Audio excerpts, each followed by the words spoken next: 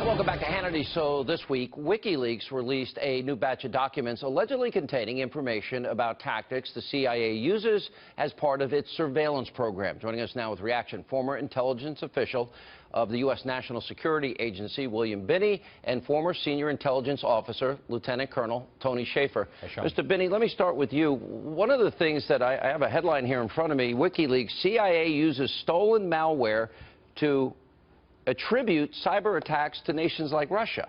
And what they're really implying here is that they would deliberately mimic the hacking protocols of Russia to obfuscate their own works. Do you believe that's true? Yeah, sure. I think that that's true, as well as I think that a lot of this software that they've gotten to do the penetrations came from NSA, GCHQ, and the other Five Eyes, plus other cooperating countries. And, of course, they gained additional information once they penetrated into people like the Russians and the Ukrainians. Is it legal for them to do that at the CIA? Actually, it's not their charter, but they certainly are doing it and have been doing it for many decades. It's nothing new for them. I mean, they have been using signals intelligence for quite some time. In other words, and well, you do know what happened in the case of General Flynn. That was a felony, a violation of the Espionage Act, even though he did have, in his case, a security clearance. Maybe they could have listened, but it was certainly illegal to release that. Colonel Shaffer, what is your take on all of this? And when the intelligence community, and I'm sure it's just a few people, I have great faith in our intelligence services, and what they do is really dangerous and important. Precisely. But if they're leaking information on Americans and using techniques that could possibly spy through our TVs and not allow full encryption of our phones, that's somewhat troubling to me. Well, part of the deal is all those vulnerabilities, Sean, you just mentioned, the bad guys have too, and this has always been one of my concerns. I've done this sort of thing for a living about the time William was doing it. My concern when I was on the inside is these people, our intelligence agencies, have huge technology and huge power. So that power must be used ethically and focused on the adversary only. What you've seen here, as you pointed out, Sean, it was used against one of our own. Lieutenant General Mike Flynn is a friend of mine. So I first, on a personal level, I think it's horrendous. On a legal level, it needs to be prosecuted. Yeah. So I think we have to understand it's good that we understand these things. It's good we have people who understand the tools, but how you use those tools ethically, legally, and morally is hugely important. Colonel, if the CIA, in fact, WikiLeaks, now, they have a track record. They've not been wrong in all their years of existence. Right. They've not been proven wrong one time. And I'm looking at these documents. I guess the most frightening thing, if you're in the government, is they release less than 1% of the information they say they have. Right. And they're talking about more powerful surveillance techniques than even the NSA, without checks and balances. Correct. The fact that they build a cyber attack arsenal, that $100 billion came from the Obama years, and that it implies that every single electronic device they are capable of hacking and spying through, and even turning TVs into listening devices. Do you believe that? Do you think the CIA has that capability? And if they do, if there's no check and balance, doesn't that mean we're all potentially subject to living in a police state where the government at will can spy on whoever they want, bribe, blackmail, do whatever they want with that? That's scary. That is a danger of having this, and unfortunately, Sean, this is one of those few times I cannot comment on what you're asking me. I used to do this for a living.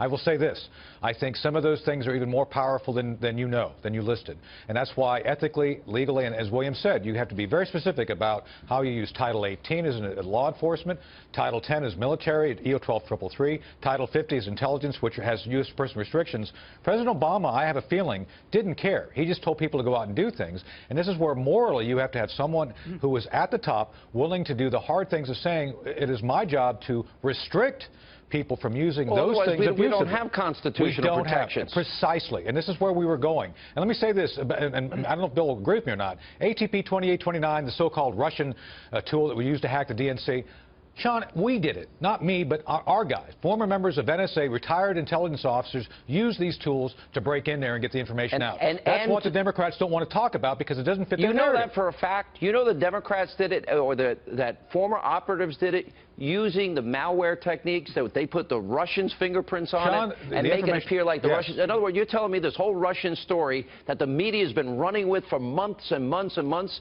that it was our people that did it and they just put the fingerprints of the Russians on it? That's right. The whole idea. Have proof of that? I don't have proof of it, but I'm telling you this is what I've heard. And what I'm trying to telling you is that if you go back and actually talk to people inside, the evidence is not that the Russians did it. The evidence is a Russian tool was used. What I'm saying is concerned Americans who were fed up with the Clintons doing things, I think were the ones who actually got in there and broke the information out and gave it to WikiLeaks. I've mentioned this to other reporters, by the way. They don't seem to be interested in going and checking this out because it doesn't, Sean, Talk to fit the John narrative. Solomon and Sarah Carter. They want to hear this. Well, Last question, Mr. Binney. Yes. You had told me that you say that every phone call, every text, every email of every American is gathered into metadata right now by our government. Every single call, text, email. Is that true? You know that? Well, it's not just the metadata, it's the content also. Yeah.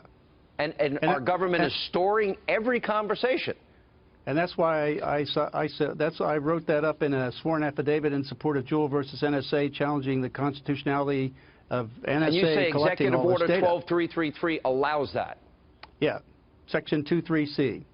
And that is the same one that Obama altered so 16 other agencies could now share in that information That's right. of Signet. That is, wow. If I could point out a greater danger here, Sean, the point is they know about all these weaknesses in firewalls, operating systems, switches, servers, and so on, and how to break into them, and they aren't fixing them.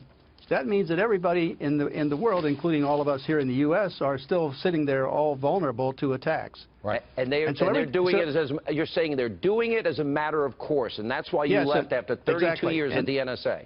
And the point is that they come back to us after an attack and say, well, we need more money for cybersecurity, when in fact they don't fix the problems they already know. All right, and so they're not giving us cybersecurity. This is worse than any spy novel I could think of. Thank you all for being with us. They're swindling us. Thank you, Sean. All right. Yeah.